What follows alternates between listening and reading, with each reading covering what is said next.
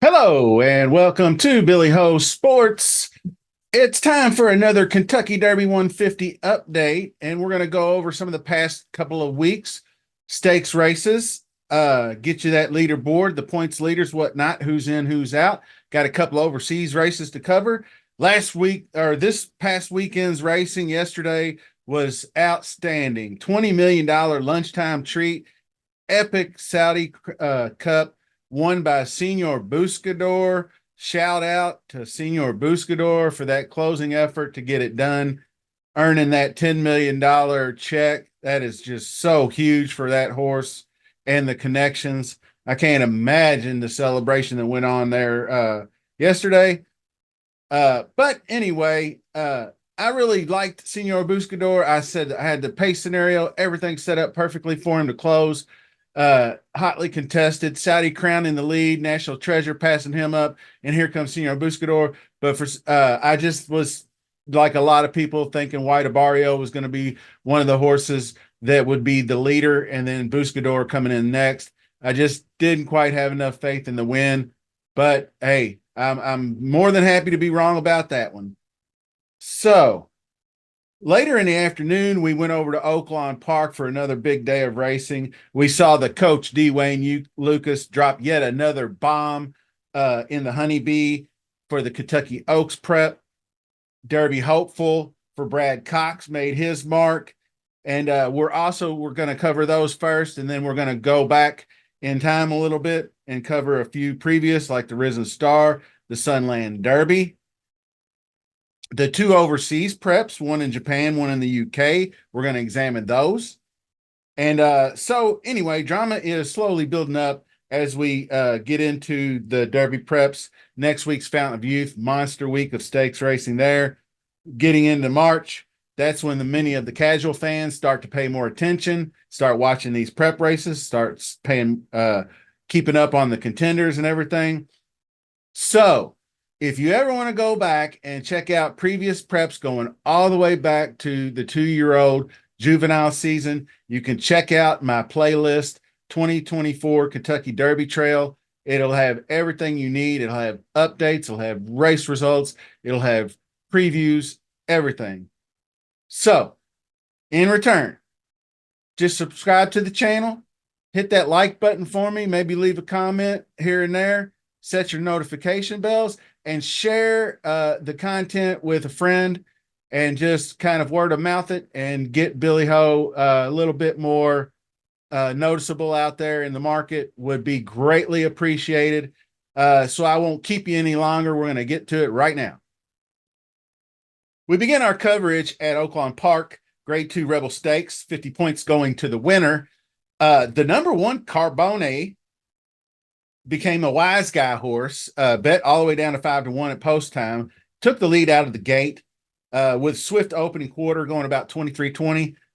Number 2 Northern Flame and number Woodcourt in there. I believe Common Defense tucked inside. Timberlake was stalking the pace.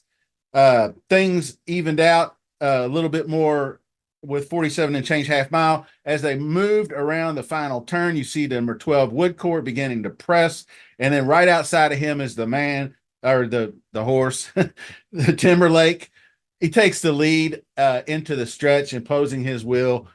And it was a pretty good, solid effort from a stubborn Common Defense. But Timberlake gets the win, much needed for Brad Cox. That's his first Rebel victory in his career, so congratulations to him.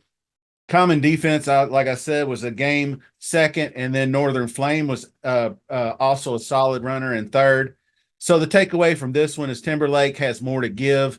That was the first off the layoff, so or the first, off a long layoff, really. So his next prep, I look for improvement. Carbone doesn't seem to be quite cut out for these route races. So maybe he's more of a miler or a sprinter. Just Steel either A is just not quite as good as I thought he was, or B, he wheeled back too soon off his previous prep. So anyway, we're probably going to see Arkansas Derby next up for the into mischief coat Timberlake. So next up, we're going to go ahead and jump across the pond to the UK and the Kentucky Derby Condition Stakes, Kempton Racetrack. This 1 mile race, and then the one in Japan, we'll jump over there, did not disappoint either. The Hyacinth, the spotlights were on Godolphin's horse, Unquenchable, heavy favorite. And so we go through the race and we hit that stretch run, and Unquenchable takes control in the middle of the racetrack and appears poised for the victory. And then typical of some of the Japan racing that I have seen, a huge closing effort coming from way downtown. Ramjet way back runs him down in the end and clips him at the wire. Was just an awesome upset. Paid about seven. It wasn't that big of an upset though. I think translate the dollars, he paid about 740 American dollars to the win, or 940. I can't remember. Anyway, we are going to go from the land of the rising sun over to Sunland Park in New Mexico for the Sunland Park Derby. Heavy favorite, number 5, Stronghold, certainly did not disappoint. Went off 6-5. He was able to press the leader early. Lucky Jeremy, who ran a pretty good race. And then he just took over down the stretch, rolled on home to victory. A lot of luck, got in there as well, ran an excellent second place. So the only disappointment, obviously, was the other prominent horse in the field, Informed Patriot, who was 6th. Solid workman type effort out of Stronghold for trainer Philip D'Amato. And I probably would imagine pointing back to Santa Anita for the Santa Anita Derby on April 6th. So we'll be on the lookout and see where he goes from there. So next up, Soggy Day at the Fairgrounds Park, February 17th for the Grade 2 Risen Star. And so we had Track Phantom, trained by Steve Asmussen, who has absolutely dominated the last 2 preps there, including wins at the Gunrunner and LeCompte. Entered this one with a much stronger field than he's faced thus far. Big time horses in Chad Brown's Sierra Leone. Brad Cox's Catching Freedom, also adding strength to the field. Add in Kentucky Jockey Club winner Honor Marie and Real Men Violin, looking to make a mark. And then you end up with Track Phantom as the second choice. Sierra Leone goes off as the favorite. But Track Phantom, typical fashion, goes right out to the lead. Usual quick first step out of the gate. Led a host of pace setters. And as his style, Sierra Leone raced toward the back of the pack through the early part of the race. Was called on to run in the far turn. Track Phantom sets down in the stretch looking to make it 3 for 3. But looking for room on the far outside. Sierra Leone goes all the way 9-10 wide at the top of the stretch and closed strongly down the middle of the sloppy sealed track and overtook Track Phantom in the shadow of the wire. And that gave Chad Brown a much needed boost. Chad Brown's actually come under some scrutiny lately as being kind of one-dimensional. Just with all that turf success he had last year in stakes racing and off to a slow start on the dirt this year. But I think it's unwarranted. Chad Brown, he's just fine. I think Brown said he would target April 6th Bluegrass Stakes at Keeneland for Sierra Leone. Track Phantom has nothing to be ashamed of. Racked up another 25 Derby points. He's now sitting at 55 points. So we get into Catching Freedom, 3rd place finish. Coupled with his win in the Smarty Jones last month, he's got 15, so he's up to 25. So as we take a look at the points leaders, the top 20, now's the time to be able to start racking up those points.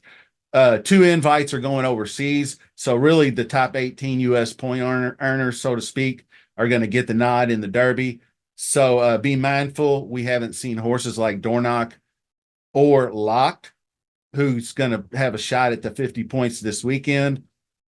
Upcoming prep races down the pike. We've got several of them next weekend.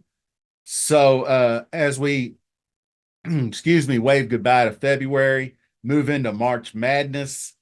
In addition to the Fountain of Youth Saturday, we have overseas in Ireland for the Patten. Then we go to Aqueduct for the Grade 2 Gotham. Santa Anita has the Grade 2 San Felipe. And then over in my home state, we have Turfway Park's edition of the John Battaglia Memorial. So I'm already working hard at it to try to get these previews and picks out for you.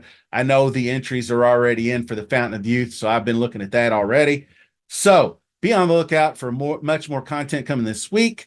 Much appreciated as always. Thanks for watching, and we will see you soon.